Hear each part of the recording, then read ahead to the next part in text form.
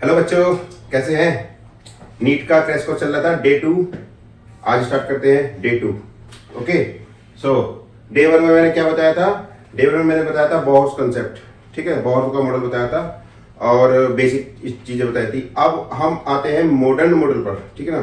जो modern concept है atomic structure की, उसकी बात करते हैं। ओके, सो एटॉमिक स्ट्रक्चर की मॉडर्न कंसेप्ट में हमारे पास क्या क्या चीजें आती हैं। देखिए, सबसे पहले जो आपको 3 रूल बताऊंगा, ठीक। जैसे कि नंबर 1 आपका डुअल नेचर ऑफ इलेक्ट्रॉन, है ना, डुअल नेचर ऑफ इलेक्ट्रॉन, ठीक। Number 2 Heisenberg uncertainty principle, Heisenberg uncertainty principle. और क्या नाम है नंबर 3? ये क्या है? Schrödinger wave equation, Schrödinger wave equation. Okay, so ये हमारे पास में चीजें हैं। Dual nature of electrons, Heisenberg uncertainty principle और श्रोडिंगर वेव इक्वेशन, ठीक है। एंड ये तीनों इक्वेशन ये तीनों जो कंसेप्ट है, इन तीनों का कॉम्बिनेशन करके बनता है एटॉमिक ऑर्बिटल्स, एटॉमिक ऑर्बिटल्स, ठीक है। जो कि आप सब लोग जानते हैं, एटॉमिक ऑर्बिटल क्या होता है? इलेक्ट्रॉन क्लाउड, ठीक है। क्या होता है? इलेक्ट्रॉन क्लाउड, ठीक है। तो इलेक्ट्रॉन क्लाउड तक पहुंचने के लिए हमको पहले क्या करना पड़ेगा? हमको पहले जो है dual nature of electron concept पढ़नी पड़ेगी और इसके बाद फिर ये। तो हम 1 बाय 1 चलते हैं। सबसे पहले हम डुअल नेचर ऑफ इलेक्ट्रॉन की बात करते हैं। ओके, सो ये वाला हम हटा देते हैं अभी। डुअल नेचर ऑफ इलेक्ट्रॉन, ठीक। एक्चुअली क्या है, डी ब्रोगली वेवलेंथ भी बोल सकते हैं। कैसे, क्या कहानी है? डी ब्रोगली एक साइंटिस्ट आए थे, तो उन्होंने क्या किया, कुछ ज्यादा कुछ खास नहीं किया, और देखा जाए तो बहुत खास भी क्या है, ठीक है ना। ओके, मच्छर हो रहे थे जरा, ठीक है, कोई नहीं। So dual nature of electron, dual nature of electron क्या कहता है कि इलेक्ट्रॉन के पास की जो प्रॉपर्टी है वो मास पार्टिकल होने के साथ साथ वेवी नेचर रखता है, ठीक है। मतलब इलेक्ट्रॉन क्या है? इलेक्ट्रॉन मास पार्टिकल है प्लस वेव, ठीक है। दो चीजों का कॉम्बिनेशन है इलेक्ट्रॉन। हुआ क्या, कैसे हुआ, आप बताएं। आपको देखो, एक्चुअली क्या था, बोहर्स के मॉडल के हिसाब से कि न्यूक्लियस होता है, उसके बाहर की तरफ सेल्स होती हैं ऐसे करके, और हर सेल्स के अंदर क्या होता है? इलेक्ट्रॉन मूव करता है। समझना है बात को। तो इलेक्ट्रॉन जो मूव कर रहा है वो एक पाथ पर मूव कर रहा है, ठीक है, पाथ पर, ठीक है, सर्कुलर पाथ। एक्चुअल में क्या बोलेंगे इसको? Circular path. तो सर्कुलर पाथ पे इलेक्ट्रॉन मूव कर रहा है, तो सर्कुलर पाथ पे कोई चीज चलेगी, आप भी चलेंगे, हम भी चलेंगे, तो हम एक मास पार्टिकल है। तो बोहर के कंसेप्ट तक इलेक्ट्रॉन क्या था? मास पार्टिकल था, ठीक है ना। फिर मॉडर्न कंसेप्ट आई, ठीक है, जहां पे बोहर का मॉडल फेल हो गया था, ठीक। बोहर का मॉडल फेल हुआ था, जी मैन इफेक्ट और स्टार्क इफेक्ट, ठीक है, वहां पर फेल हुआ था। खैर, तो इसके हिसाब से मॉडर्न कंसेप्ट के हिसाब से क्या हुआ? डुअल नेचर ऑफ इलेक्ट्रॉन का मतलब इलेक्ट्रॉन चलने के साथ साथ क्या करेगा? इलेक्ट्रॉन वेव की तरह चलेगा, यूं करके, इस तरीके से। ओके, मतलब इलेक्ट्रॉन मास पार्टिकल होने के साथ साथ वेव भी है। समझना इस बात को। अब मैथमेटिकली बात करेंगे तो मैथमेटिकली क्या है कि मास पार्टिकल के लिए हमारी एनर्जी जो होती है उसका फॉर्म होता है इक्वल टू mc², ठीक है, इक्वल टू mc²। और वेव के लिए हमारा इक्वल टू क्या होता है? hc/λ। ये दो इक्वेशन है हमारे पास में, ठीक है, hc/λ या फिर h न्यू बोल देते हैं, h न्यू, ठीक है, फ्रीक्वेंसी। सो एनर्जी की दोनों इक्वेशन को डी ब्रोगली ने इक्वल कर दिया, ठीक है। तो इन दोनों को इक्वल करने के बाद में हमारे पास में क्या आया? mc² equal to hc/λ। Okay, यहाँ पर c से c कैंसिल आउट हो गया एक, तो हमारे पास क्या होगा? लैम्डा इक्वल टू होगा h/mc, ठीक है। ये लैम्डा क्या है? इसको बोला de Broglie wavelength, de Broglie wavelength, ठीक है। और ये जो m है mass of electron, mass of electron, c है speed of light, speed of light, ठीक है। और h क्या होता है? Planck constant, Planck constant. So ये थी डी ब्रोगली वेवलेंथ, जो कि दोनों इक्वेशन को कंबाइन करके आई। ये वाली जो इक्वेशन थी वो आइंस्टाइन की इक्वेशन थी, आइंस्टाइन इक्वेशन। और ये क्या थी? प्लांक क्वांटम थ्योरी, है ना, Planck's quantum theory. Planck's quantum theory ये कहती थी कि एनर्जी जो होती है वो पैकेट के रूप में चलती है और हर पैकेट की जो एनर्जी होती है वो फिक्स होती है। ठीक है, क्या होती है, एच सी अपॉन लैम्डा या एच न्यू के इक्वल टू, न्यू क्या यहाँ पर फ्रीक्वेंसी है। ओके सो और यहाँ पर क्या है, आइंस्टाइन ने कहा कि किसी भी पार्टिकल की एनर्जी होती है उसकी मास और उसकी वेलोसिटी के मल्टीप्लिकेशन के बराबर होती है, इसका स्क्वायर के मल्टीप्लिकेशन के बराबर। ठीक है ना। सो यहाँ पर सी स्पीड ऑफ लाइट है। नॉर्मल पार्टिकल की बात करेंगे तो यहाँ पर सी की जगह वी भी आ सकता है, तो लैम्डा इक्वल टू हो जाएगा H upon M into V. Okay, ये भी हम रख सकते हैं इसमें। ठीक है, सो ये था डुअल नेचर ऑफ इलेक्ट्रॉन। अब इसके बाद और बात करते हैं हमारे पास में क्या है कहानी। ठीक है, सेकेंड रूल क्या है, वो है आपका जो हाइजेनबर्ग अनसर्टेनिटी प्रिंसिपल। ठीक है, तो हाइजेनबर्ग अनसर्टेनिटी प्रिंसिपल की बात करते हैं, जिसको स्क्रीनशॉट खींच लो, इसको खींचना है। ओके, तो number 2 Heisenberg uncertainty principle.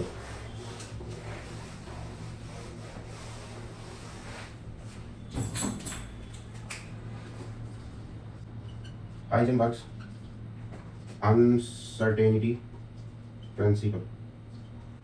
Okay, Heisenberg's uncertainty principle क्या होता है।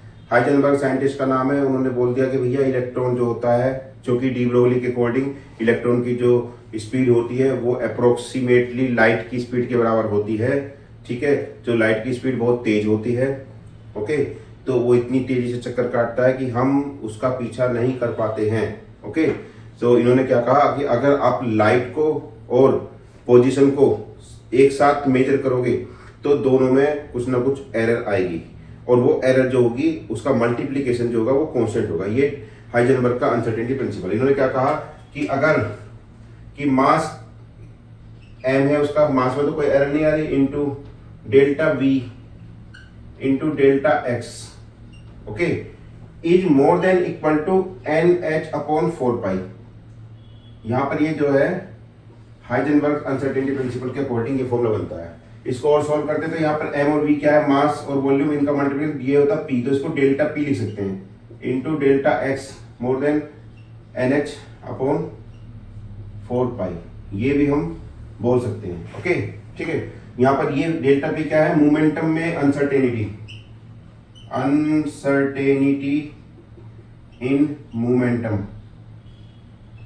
और डेल्टा x क्या है, अनसर्टेनिटी इन पोजीशन। डेल्टा v क्या है, अनसर्टेनिटी इन वेलोसिटी। ये इन्होंने बोल दिया गया, और यहाँ पर n भी कांस्टेंट है, h भी कांस्टेंट है, 4 पाई भी कांस्टेंट है, तो ये कांस्टेंट रहता है। ये हाइजेनबर्ग का अनसर्टेनिटी प्रिंसिपल है। अब ये बोल तो दिया, लेकिन इसको एक्सप्लेन कैसे करेंगे, देखो इसके लिए ऐसे समझो कि हमारे पास अभी मैंने बताया था कि ये न्यूक्लियस होता है, ठीक है ना, और ये सेल्स है आपके पास में। तो सेल्स में आपका क्या इलेक्ट्रॉन चक्कर काट रहा है, क्योंकि इलेक्ट्रॉन बेबी पार्टिकल बता दिया तो इलेक्ट्रॉन ऐसे चक्कर काट रहा है करके, इस तरीके का। सो इलेक्ट्रॉन मूव कर रहा है इस तरीके का वेव के फॉर्म में। अब वेव के फॉर्म में मूव कर रहा है, उसकी स्पीड कितनी है, 3 × 10⁸ है ना, मतलब स्पीड ऑफ लाइट से वो मूव कर रहा है। तो स्पीड ऑफ लाइट से मूव करने से क्या होगा कि वो जो है इतनी तेज मूव कर रहा है कि हम उसको नापने चले, मेजर करने चले, लेकिन वो आगे बढ़ गया। ठीक है ना, ऐसे भी समझ सकते हो। तो क्या होता है एक्चुअल में कि अगर हम उसकी जैसे अब हमने यहाँ से नापा है, सोचो तो एक दिमाग से सोचो, अगर हमने यहाँ से ये नापना चाह रहे हैं इसकी डिस्टेंस, ठीक है, ये r मान लो, x मान लो, है ना, ठीक है, ये पोजीशन हम न्यूक्लियस से इसकी मेजर करना चाह रहे हैं, लेकिन हुआ क्या, हम यहाँ पे पैमाना लेके चले, इतने में ये इलेक्ट्रॉन यहाँ से यहाँ पर आ गया, ठीक है, वहां लेके चले तो ये यहाँ से यहाँ पर आ गया, यहाँ लेके चले तो यहाँ से यहाँ आ गया, तो ऐसा करके ये पता चला वहां पहुंच गया। तो इलेक्ट्रॉन बहुत तेज है, उसको पकड़ नहीं पा रहे हम, ठीक है ना, इलेक्ट्रॉन ज्यादा तेज हो रहा है, तो ज्यादा तेज हो रहा है तो हमने क्या करा भाई, जा हम तो पकड़ ही ना रहे, हम ऐसे ही गुणा भाग कर लेंगे। गुणा भाग क्या करनी है भैया, कि भैया कि अगर हम नापेंगे, मेजर करेंगे, तो मेजर में क्या आएगी, एरर आएगी, ठीक है। और वो जो एरर होती है वो एरर ये वाली डेल्टा बी, ठीक है। इसको आप एक तरीके से और समझ सकते हो, आप मोटरसाइकिल पे जा रहे हो, ठीक है, और मोटरसाइकिल पे आप जा रहे हो तो क्या कहते हैं कि आप अपने घर से, ठीक, किसी एक पार्टिकुलर टाइम पर कितने किलोमीटर घर से आ गए हो, समझना इस बात को। आपकी स्पीड है 100 की या 150 की स्पीड पे चल रहे हो, तो आप उस एक सेकंड में नाप नहीं पाओगे कि आप क्या हो रहा है, किलोमीटर प्रति घंटा की स्पीड से चल रहे हो, लेकिन आप वहां रुके थोड़ी हो, आप वहां चलते जा रहे हो। तो हम उस पॉइंट पे नापना चाह रहे, इतने में पता चला इतने में आपने पैमाना लेकर रखा, उतने में आप पहुंच गए, 1 किलोमीटर आ गए, 2 किलोमीटर आ गए, ठीक है ना। तो किसी भी पार्टिकल का वेलोसिटी अगर मेजर कर रहे हैं तो उसको मूव होना पड़ेगा, जब वो वेलोसिटी चेक करेंगे। और अगर किसी का पोजीशन मेजर कर रहे हैं तो उसको एक जगह रुकना पड़ेगा, ठीक है। जब वो रुकेगा तभी उसकी पोजीशन हम मेजर कर सकते हैं। और अगर हम चाह रहे हैं कि हम तो दोनों एक साथ साथ नापेंगे तो दोनों एक साथ कभी नहीं नाप पाएंगे, हमेशा इसमें क्या होगी, एरर आएगी, गलती आएगी, आप गलत नाप रहे हो। अगर कोई बंदा कह रहा है कि मैं नाप दे रहा हूँ, गलत नाप रहा है, गलती है, ठीक है ना। क्योंकि बंदे को रोकेगा तो उसकी स्पीड जीरो हो जाएगी, स्पीड जीरो हो जाएगी, पोजीशन अप जाएगी, लेकिन स्पीड जीरो हो जाएगी। अगर वो नहीं रोकता, उसको वेलोसिटी नापता तो पोजीशन चेंज होती रह जाएगी, ठीक है। दोनों एक साथ साथ नहीं नाप सकते। तो ये इन्होंने बोल दिया हाइजेनबर्ग अनसर्टेनिटी प्रिंसिपल में, ठीक है। अब इसके बाद माता श्रोडिंगर वेव इक्वेशन, उसकी बात करते हैं थोड़ा सा। श्रोडिंगर वेव इक्वेशन को मैं एक सिंपल तरीके से समझाना चाहता हूँ। देखो वैसे तो रिएक्शन बहुत कॉम्प्लेक्स है, अगर रिएक्शन को देखोगे तो, ठीक है, लेकिन एक सिंपल तरीके से हम इसको समझ सकते हैं। जब रिएक्शन अगर लिखी जाएगी तो वो बहुत ज्यादा कॉम्प्लेक्स है, अच्छे बच्चों की याद भी नहीं होती।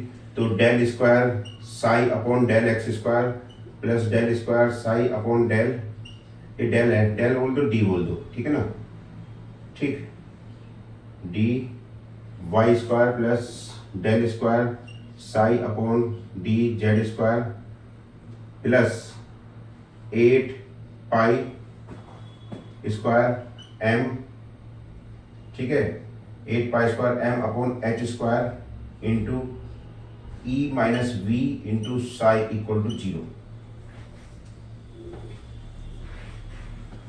सो ये इक्वेशन है Schrödinger wave equation.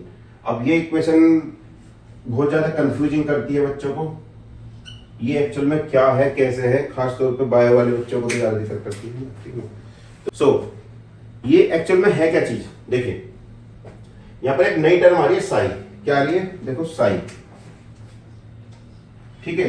Sai actual में है क्या चीज, देखो एक्चुअली क्या है कि ये है वेव इक्वेशन, और वेव इक्वेशन के लिए पहले आपको वेव समझना पड़ेगा, ठीक है। तो वेव जो होती है हमारे पास में ऐसी करके वेव होती है, ये ऐसे करके, ठीक है। एक जैसे ये वेव है और थोड़ी देर बाद ये वेव क्या हुई, आगे बढ़ गई और ये यहां से स्टार्ट हो गई, ऐसा वेव, ठीक है। ये एक वेव है और एक वेव ये वाली है, ठीक, यू गई ऐसे या फिर इधर से आई। तो ये दो तरीके की वेव है हमारे पास में, ओके। ये वाली वेव को बोलते हैं प्रोग्रेसिव वेव और इसको बोलते हैं स्टैंडिंग वेव, स्टैंडिंग वेव, ये आप फिजिक्स में पढ़ सकते हो। प्रोग्रेसिव वेव क्या होती है, वो वेव जो आगे को मूव करती है, और स्टैंडिंग वेव क्या होती है, जो मूव नहीं करती, एक ही जगह टू एंड फ्रो, ठीक है। सो हमारा जो इलेक्ट्रॉन है, वो इलेक्ट्रॉन एक्चुअल में क्या है, वो न्यूक्लियस है हमारे पास में, और न्यूक्लियस से कुछ दूरी पर आर डिस्टेंस पर कहीं पर यहां इलेक्ट्रॉन क्या है, वो आपका कैसे कर रहा है, मूव कर रहा है, ठीक है। लेकिन मूव जो कर रहा है इलेक्ट्रॉन, उसके जो दायरे ये है, दायरे बोलेंगे ना, दायरे, हाँ, वो इसी इतने में मूव करेगा, आगे नहीं जाएगा। तो क्या है, उसका जो मूवमेंट है वो क्या है, फिक्स है, मतलब यहां से लेकर यहां तक की डिस्टेंस पे वो मेजर वो करेगा, मूवमेंट करेगा। तो कहीं ना कहीं वो कन्फाइंड है, इलेक्ट्रॉन जो है न्यूक्लियस के अट्रैक्शन से क्या है, वो कन्फाइंड है इसी जगह पे मूव करने के लिए, ठीक है ना। तो इसकी जो वेव्स होती है वो स्टैंडिंग वेव्स होती है, ठीक। तो इलेक्ट्रॉन की जो वेव होती है वो स्टैंडिंग वेव हम फॉलो करते हैं, स्टैंडिंग वेव, ना कि हम जो है प्रोग्रेसिव वेव, अंडरस्टैंड, ठीक है। तो स्टैंडिंग वेव को फॉलो करेंगे। अब स्टैंडिंग वेव का जो फॉर्मूला होता है ना, वो थोड़ा सा ऐसे, अब हाँ एक चीज बताएंगे कि यहां से लेके यहां तक का ये है वाई फॉर क्या होता है, डिस्प्लेसमेंट, ठीक है, डिस्प्लेसमेंट। अब वाई की पोजीशन होती है कि ये यहां है, यहां पर, यहां कहां पर है। तो एक जो मैक्सिमम पोजीशन होती है ये वाली, ठीक है, इसको हम बोलते हैं एम्पलीट्यूड ए, ठीक है। क्या बोलते हैं इसको, एम्पलीट्यूड। एम्पलीट्यूड क्या है, मैक्सिमम पोजीशन, मैक्सिमम उसकी जो है वेव की position from the central point, ठीक है। और ये जो वैल्यू होती है ये वाली, इसको बोलते हैं लैम्डा वेवलेंथ, ऐसे इसके अंदर हो गई, ठीक है। तो ये वाला जो वैल्यू है ये होगा एम्पलीट्यूड ए और ये होगा लैम्डा, ठीक है। समझ पा रहे इस बात को, ये ओके, ठीक है, ये एम्पलीट्यूड ए हो गया, हाँ सही है। सो अब क्या है कि जो है श्रोडिंगर ने क्या किया, कुछ नहीं किया, बिल्कुल सिंपल चीज है। ठीक है, कॉम्प्लेक्स बन जाती है लेकिन बिल्कुल सिंपल चीज क्या है, उन्होंने ये जो एम्पलीट्यूड है एम्पलीट्यूड ए, ठीक है, इसको ही साई से डिनोट कर दिया बस, ठीक है, एम्पलीट्यूड ए को किससे डिनोट कर दिया, साई से। डिस्प्लेसमेंट एम्पलीट्यूड या फिर y equal to A equal to psi कह सकते हो। एक्चुअली क्या होता है, y डिस्प्लेसमेंट जो होता है, e क्या होता है, a equal to y maximum होता है, y मैक्सिमम डिस्प्लेसमेंट का मैक्सिमम पॉइंट, ठीक है, तो मैं यहाँ y मैक्सिमम लिख देता हूँ, y maximum equal to a equal to psi. तो उन्होंने क्या करा, एम्पलीट्यूड को ही उन्होंने क्या बोला, साई बोल दिया, ठीक है। सो वैसे तो खैर आप इसको याद कर सकते हो, लेकिन लेकिन लेकिन इसका एक छोटा सा प्रूफ आता है। हालांकि ये प्रूफ एनसीईआरटी में दिया हुआ नहीं है, लेकिन मैं एक समरी बता देता हूँ कि ये कैसे आया, ये वाला प्रूफ कैसे आया, ठीक है। तो इसके लिए आपको दो चीज ध्यान रखनी है, एक तो प्रोग्रेसिव वेव की इक्वेशन होती है, ठीक, वाला किसकी जरूरत नहीं उसकी जरूरत है, लेकिन से समझ में आता है। तो इसकी इक्वेशन होती है y इक्वल टू होता है, ठीक है, a sine 2 pi into X upon lambda minus V, ठीक है, ये होती है आपका जो इसकी इक्वेशन प्रोग्रेसिव वेव की। और स्टैंडिंग वेव की जो इक्वेशन होती है, इसके लिए मैं बताऊं आपको, ये जगह थोड़ी कम पड़ रही है। स्टैंडिंग वेव की जो इक्वेशन होती है वो हमारी इक्वेशन होती है y equal to 2a sine 2 pi X upon lambda into cos 2 pi V. ये इक्वेशन किसकी है, स्टैंडिंग वेव की, जो कि फिजिक्स में देख सकते हो, और ये वाली इक्वेशन है प्रोग्रेसिव वेव की, ठीक है। इनकी इक्वेशन होती है एम्पलीट्यूड की साइन कोस की फॉर्म में। ओके, सो ये जो इक्वेशन ली है, इस इक्वेशन को सोल्व करने के बाद में ये वाली इक्वेशन आती है बस। अब इसको सोल्व करने का एक शॉर्टकट तरीका बताऊं क्या, कि ये जो टर्म दे रखी है इतनी, ये वाली, इसको fx मान लेते हैं, y equal to function of fx, ठीक है, क्योंकि x इसमें आ रहा है, into cos 2 pi v. Okay, so ये जो इक्वेशन है, इस इक्वेशन को सोल्व कर सकते हैं। कैसे सोल्व करेंगे, क्योंकि हमारे पास एम्पलीट्यूड a है, देखिए जरा, तो हम a को हम x के रिलेटिव में ले सकते हैं कि del square a upon D X square, ठीक है, del square a upon D X square. Okay, ये जो वैल्यू आ जाएगी, इसको हम ऐसा कर सकते हैं, equal to 1 upon C square into del square a upon D T square. क्या ऐसा बोल सकते हैं क्या, क्योंकि x इक्वल टू क्या होता है, v इंटू टी होता है, तो इन दोनों की मल्टीप्लाई कर दी हमने इसमें, ठीक है ना। तो ये इक्वेशन आती है। अब इस इक्वेशन को हम सोल्व करेंगे कि फंक्शन ऑफ x है, तो फंक्शन ऑफ x की बात करेंगे तो फंक्शन ऑफ x जो है वो इस वैल्यू के बराबर है, ठीक है। तो सीधी सी बात है, 2 पाई एक्स अपॉन लैम्डा है, तो 2 पाई एक्स अपॉन लैम्डा यहाँ पर हम रख देंगे, ठीक है, इसमें। तो हमारे पास एम्पलीट्यूड की जगह ये आ जाएगा, तो इसका स्क्वायर हो जाएगा, ठीक है।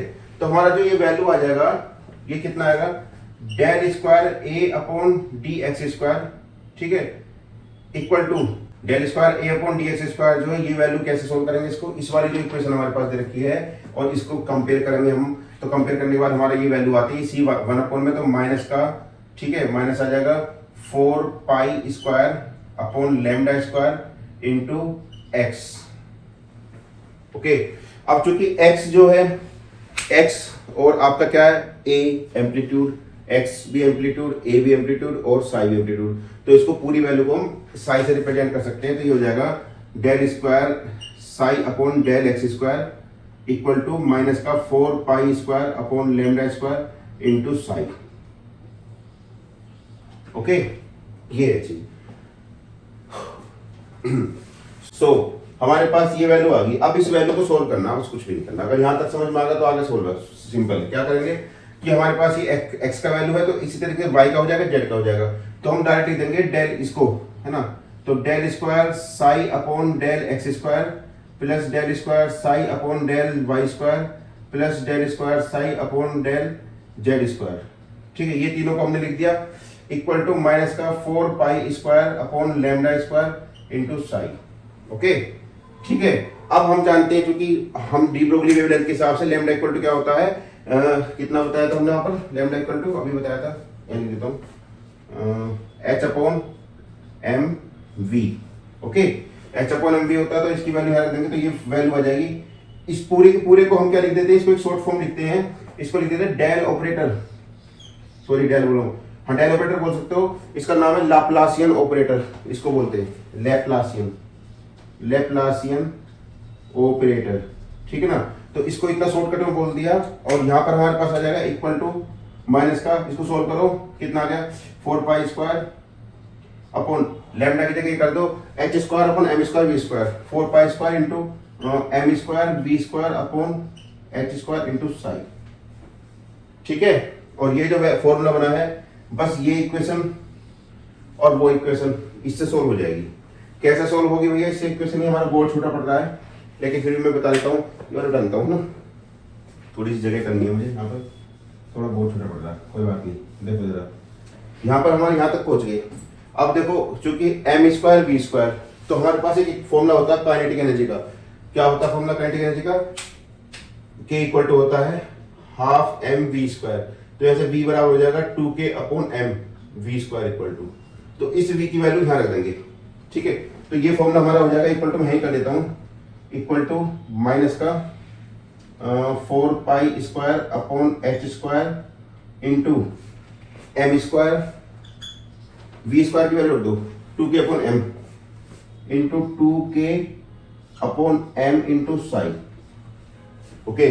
तो m से m काट दो, ओके, और 2 की वैल्यू 2 के इसके साथ मल्टीप्लाई कर दी, तो ये होगा 8, तो इक्वल टू होगा माइनस का 8 पाई स्क्वायर, ठीक है, m अपॉन एच स्क्वायर, ठीक है, into k into psi, okay. और काइनेटिक एनर्जी जो होती है वो होती है क्या? काइनेटिक एनर्जी होती है k इक्वल टू होता है टोटल एनर्जी, ऐसे कर लो, टोटल एनर्जी होती है kinetic energy plus potential energy, तो k बराबर हो जाएगा E माइनस यू, यू की जगह v भी बोल सकते हो आप, ठीक है।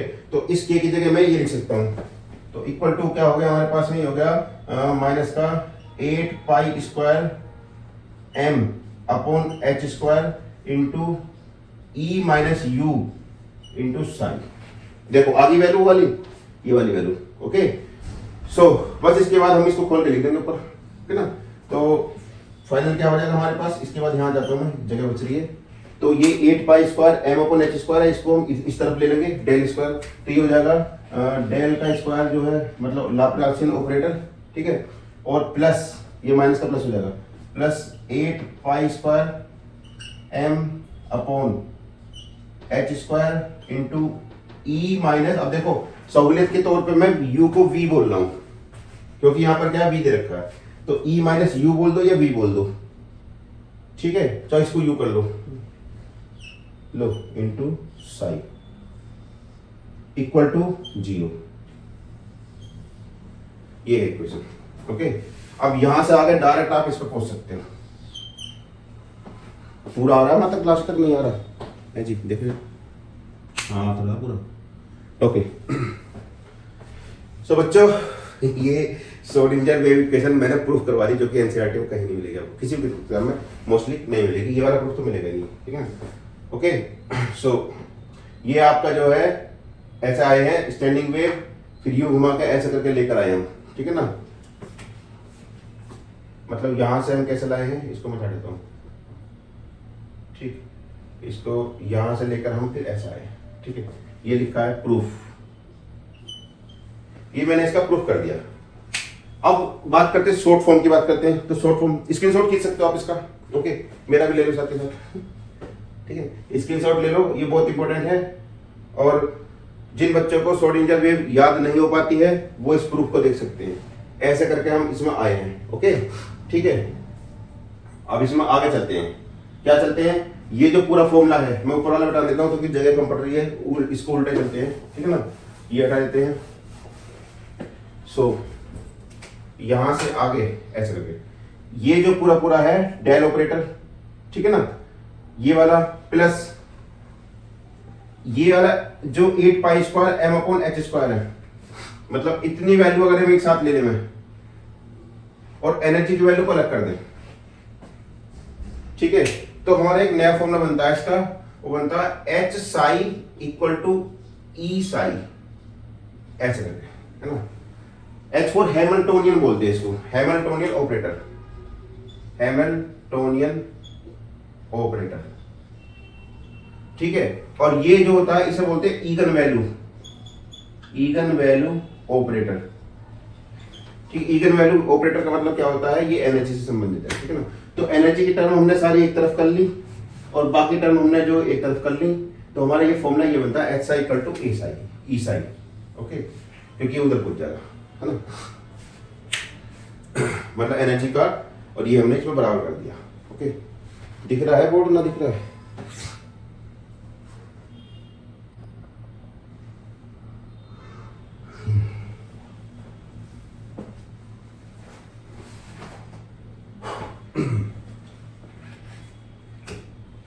सो HI equal to E Sai, ये इसकी जो फाइनल शॉर्टकट वैल्यू है, जो हम इसमें जो बोल सकते हैं क्या कहते हैं, श्रोडिंगर वेव इक्वेशन को।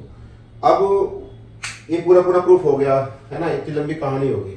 अब इसका ये तो देखो, अब इसलिए तो ये चीज, अब ये चीज जो प्रैक्टिकल लाइफ में कैसे यूज होगी अब उसकी बात करते हैं, ठीक है ना। ये तो खैर इतना मैथमेटिकल हो गया, तो प्रैक्टिकली क्या है, ये कहाँ पर इसका यूज हो रहा है, हम एटॉमिक स्ट्रक्चर में ये सब कहाँ यूज है ना। तो मैं इस इक्वेशन से बात करता हूँ, देखो जरा ये पूरा बता देता हूँ, ओके। बाकी बस मेन वो चीज है, उस पर आप फोकस करते हैं।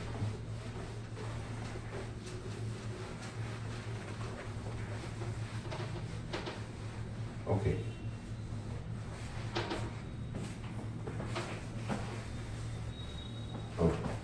सो ये जो पूरी इक्वेशन है इसका सिग्निफिकेंस क्या है? सिग्निफिकेंस ये है कि साई का एम्पलीट्यूड है और एक्स का X axis, Y axis, Z axis, है ना।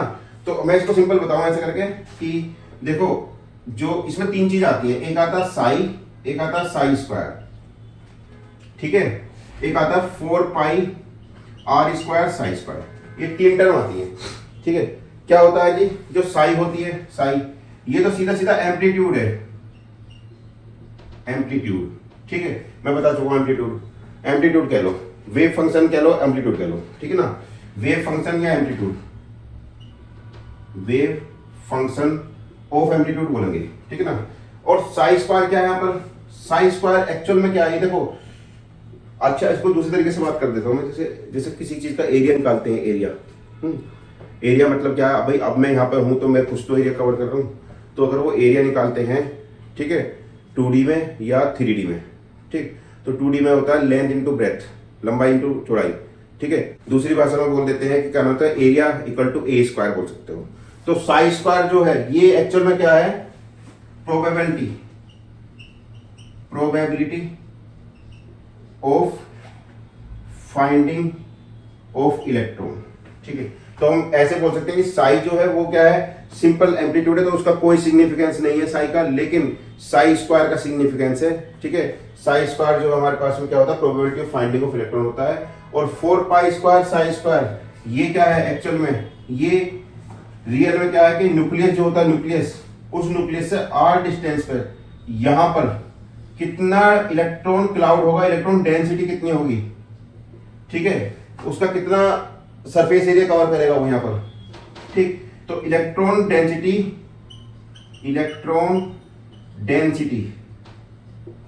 Eight r distance from nucleus, ठीक है, r डिस्टेंस पे कितनी इलेक्ट्रॉन डेंसिटी है, वहां पर कितनी इलेक्ट्रॉन डेंसिटी है, वो 4 pi r square psi square. लेकिन इलेक्ट्रॉन पाया जा रहा है कि नहीं पाया जा रहा, वो डिसाइड करता है probability of finding of electron. क्योंकि मैं पहली बार बताया हूं आपको कि न्यूक्लियस होता है और ये सेल्स होती है और इलेक्ट्रॉन यूं करके मूव कर रहा है ऐसे करके, ठीक है। तो इलेक्ट्रॉन की स्पीड इतनी ज्यादा है कि उसको हम पकड़ नहीं पा रहे थे, ओके। तो एक पार्टिकुलर एरिया जहां पर उसके पाए जाने की संभावना सबसे अधिक है, ठीक है, probability of finding of electron. तो ये एरिया डिसाइड होगा किससे, साई स्क्वायर से, ओके। लेकिन वो उसका वेव फंक्शन क्या है, वो किधर को जा रहा है, वो ऐसा करके यूं जा रहा है या फिर यूं जा रहा है, तो वेव फंक्शन डिसाइड करना है ये साई से। तो वेव फंक्शन से हमें कोई लेना देना है नहीं इतना, ठीक है ना, इलेक्ट्रॉन का। लेकिन इलेक्ट्रॉन मिल कहाँ रहा है वो देखना है। तो इलेक्ट्रॉन मिल रहा है, वेव फंक्शन हम मेजर उसको चेक भी नहीं कर पाएंगे, स्पीड इतनी है उसको पता नहीं चल रहा इधर को गया या वो क्लॉकवाइज गया या एंटी क्लॉकवाइज गया, मतलब वो पॉजिटिव वेव से गया नेगेटिव वेव से गया, उसका पता नहीं, ठीक है। लेकिन वो जो है क्या है आपका जो वेव, ठीक है, लेकिन पाया जा रहा है वहां पर, उसकी प्रोबेबिलिटी है, तो उससे हम साई स्क्वायर बोल देते हैं, ओके। तो क्या होता है कि रेडियस और साई स्क्वायर ठीक, रेडियस और साई स्क्वायर। अब इसमें क्या है, ये जो चीज देखो जरा, X square Y square Z square. तो यहाँ पर क्या, जब न्यूक्लियस की बात करते हैं तो न्यूक्लियस के चारों तरफ ये सपोज करो ये एक्स एक्सिस है और ये वाला वाई एक्सिस है ना, और ये वाला जेड एक्सिस है। तो कितना एक्स में गया, कितना वाई में गया, कितना जेड में गया। तो एक्स में गया एम्पलीट्यूड साई, वाई में गया साई और जेड में गया साई। तो तीनों के एक्सिस के हिसाब से उसका एम्पलीट्यूड लिया है, ठीक है, उसकी प्रोबेबिलिटी ली है, ओके, प्लस उसकी एनर्जी ली है। एनर्जी कौन सी, ये वाली कौन सी, काइनेटिक एनर्जी, ठीक है ना। ये सब जोड़ जाड़ के जीरो आना चाहिए। अगर जीरो आ रहा तो समझ लो ठीक है, नहीं तो फिर वो मैथमेटिकली गलत है, ठीक है, ओके। ये इसका सिग्निफिकेंस मैंने बता दिया। अब बात करते हैं ग्राफ की। ग्राफ क्या कहता है, ग्राफ की बात कर लेते हैं, ठीक है ना। तो देखो जरा एक के लिए ये बिटा देता हूं मैं, ओके।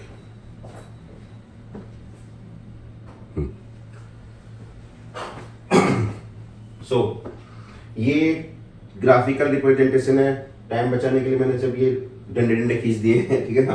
किस किस का करना है, साई वर्सेस आर, ठीक है, किसका करना है, psi versus r, psi square versus r और 4 pi r square psi square versus r, ठीक है ना।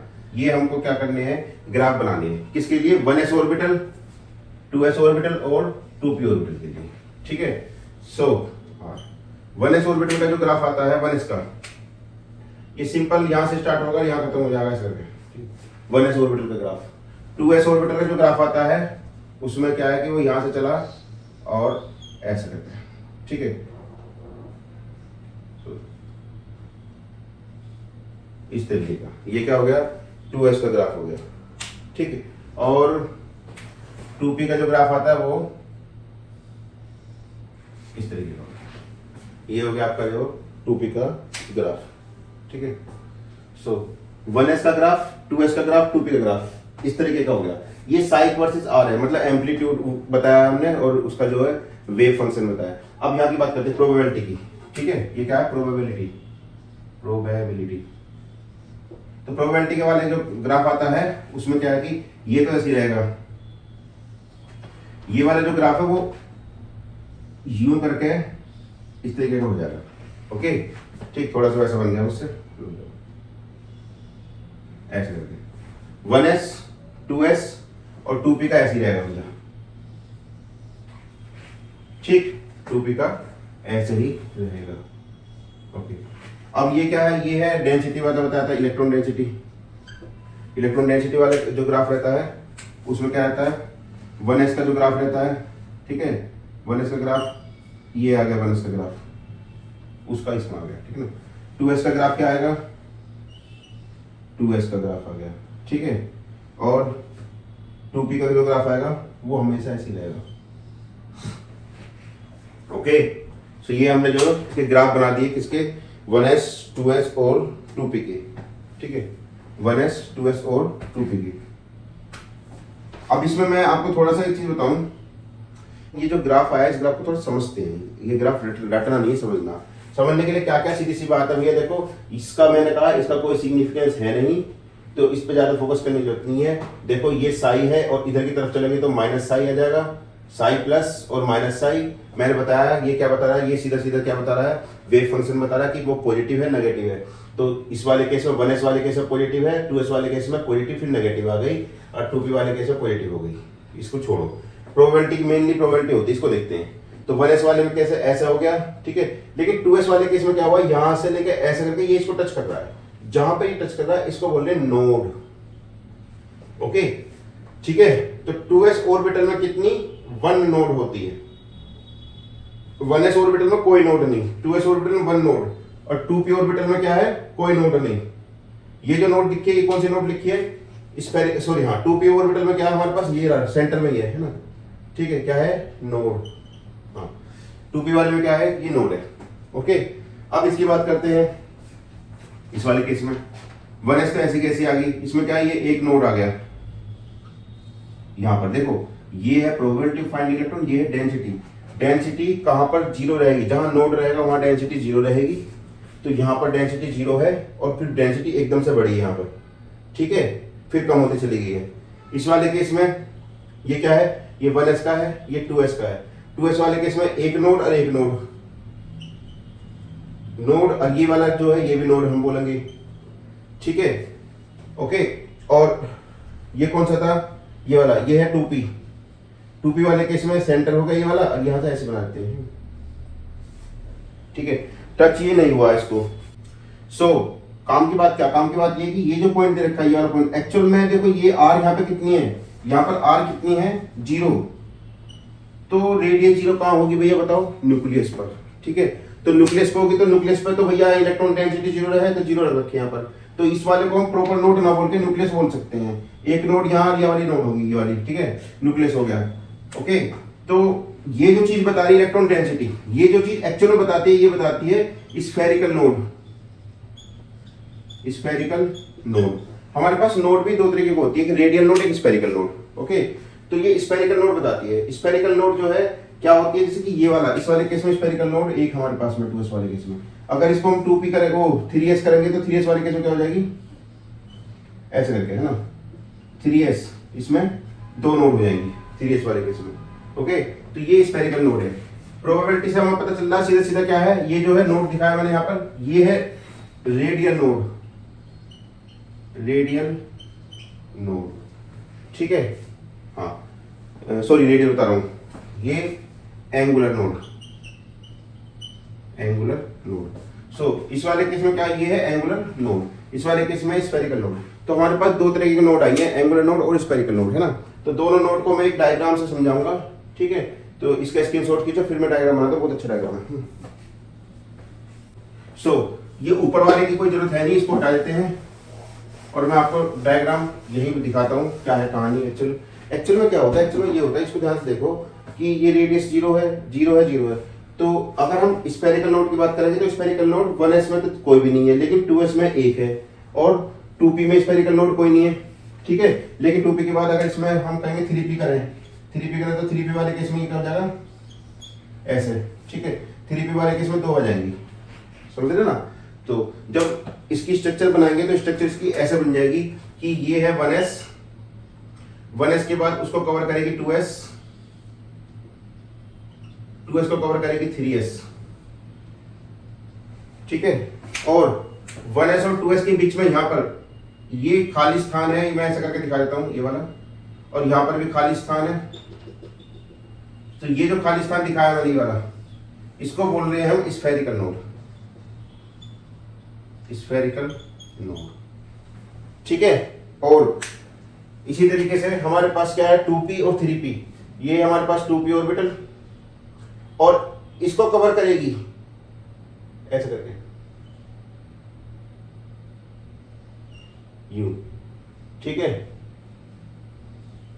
ऐसे करके। ये जो बताया है, ये है 2p और ये है 3p। तो इस 2p और 3p के बीच में यहां पर ध्यान से देखो, एक जगह दिख रही है, ये वाली जगह, ये वाली स्फेयर की तरीके से, गोल, मैं बना नहीं पाऊंगा, गोल मान लो एक तरीके से ना। तो इसे बोलते हैं स्फेरिकल नोड,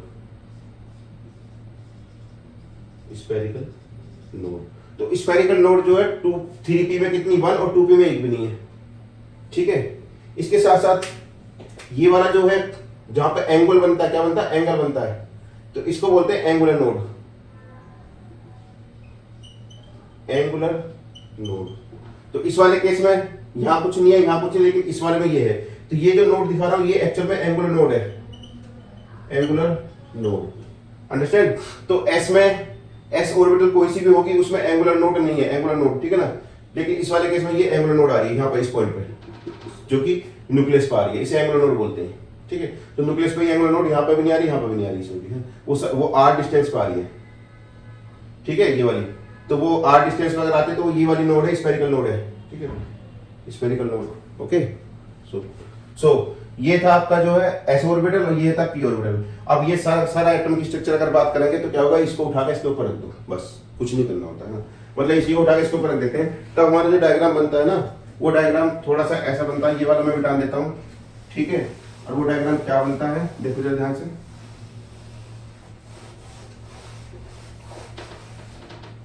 एक्चुअल में डायग्राम जो बनता है वो यही बनता है कि ये न्यूक्लियस हो गया, ठीक है, और ये हो गया आपका 1s, 1s को कवर करेगा 2s, ठीक है, और 2s के बाद फिर यहां पे आ जाएगा 2p, तो 2p ऐसे आ जाएगी, ये होगा 2p, ठीक है, 2px, 2py, 2pz, 2px, 2py और 2pz मैं बना दे रहा हूं, ठीक है। इसके बाद में फिर आ जाता है ये वाला, ये आता है 3s, और 3s के बाद फिर यहां पर फिर ऐसे आ जाएगा इसका, ठीक है, 3px, इस तरीके से आगे बना देंगे ऐसे करके। ये यही मिल रहा है न्यूक्लियस पे, ओके। सो ये एक मैंने रफ डायग्राम बनाया एटम की स्ट्रक्चर का, यही एक्चुअल में स्ट्रक्चर होती है एटम की। स्फेरिकल नोड और एंगुलर नोड, इसका एक मैथमेटिकल फॉर्मूला भी होता है। एंगुलर नोड जो होती है, angular node equal to L के इक्वल टू होती है, और स्फेरिकल नोड जो होती है, spherical node equal to n minus L minus 1 होती है, ठीक है। और टोटल नोड इक्वल टू, दोनों को जोड़ लो तो ये क्या हो जाएगा, n माइनस 1। जैसे कि हमारे पास कितना है, 2p ऑर्बिटल है, 2p ऑर्बिटल के लिए n का वैल्यू कितना है 2 और p का l का वैल्यू कितना है 1, ठीक है। तो एंगुलर नोड कितना हो जाएगा इसके लिए, 2p ऑर्बिटल के लिए एंगुलर नोड हो जाएगा हमारा जो 1, और स्फेरिकल नोड कितना हो जाएगा 2 minus 1 minus 1 equal to 0, okay. Total node कितनी होगी 1, इसी के बराबर आ जाएगी। तो 2p ऑर्बिटल में सिर्फ एक नोड होती है, जो कौन सी है, एक नोड कौन सी है, एंगुलर नोड। तो 1 एंगुलर नोड ये होती है 2p ऑर्बिटल में, अंडरस्टैंड। इसी तरीके से हम कर सकते हैं 3p ऑर्बिटल। 3p के लिए n equal to 3, l equal to 1, तो पहले वाली हो जाएगी, एंगुलर नोड कितना हो जाएगा, एंगुलर नोड हो जाएगा l इक्वल टू l होता है, इक्वल टू कितना होगा 1 हो गया, और स्फेरिकल नोड हो गया कितना हमारे पास में, n minus l minus 1, 3 minus 1 minus 1, 3 minus 1 minus 1, तो 3 माइनस 2 इक्वल टू 1, ओके। तो टोटल नोड कितना आ गया, टोटल नोड हो गया 2, समझ रहे हो बात को। तो 3p ऑर्बिटल में 2 नोड होती है। अब 3p ऑर्बिटल में 2 नोड कैसे बैठेंगी, देखो ध्यान से, तो यहाँ देखो, एक तो स्फेरिकल नोड हो गई, और 3p ऑर्बिटल भी यहीं आके मिल रही है, एक एंगुलर नोड हो गई।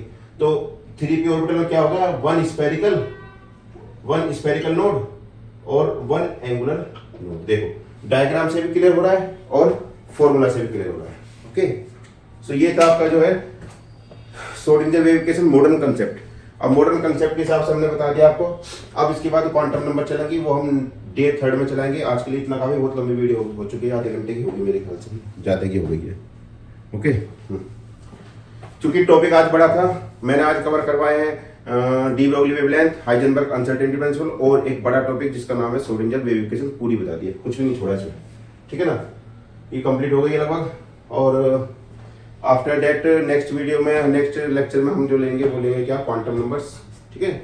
और क्वांटम नंबर्स और ऑर्बिटल्स वगैरह पढ़ा के एक दिन और लगेगा, इसमें खत्म हो जाएगा, ठीक है। तो बच्चों, जिस बच्चों को आज की वीडियो जो है इसमें काफी ज्ञान है, ठीक है ना, और पूरी वीडियो जिसने देखी होगी उसको समझ में आएगी, ठीक है ना।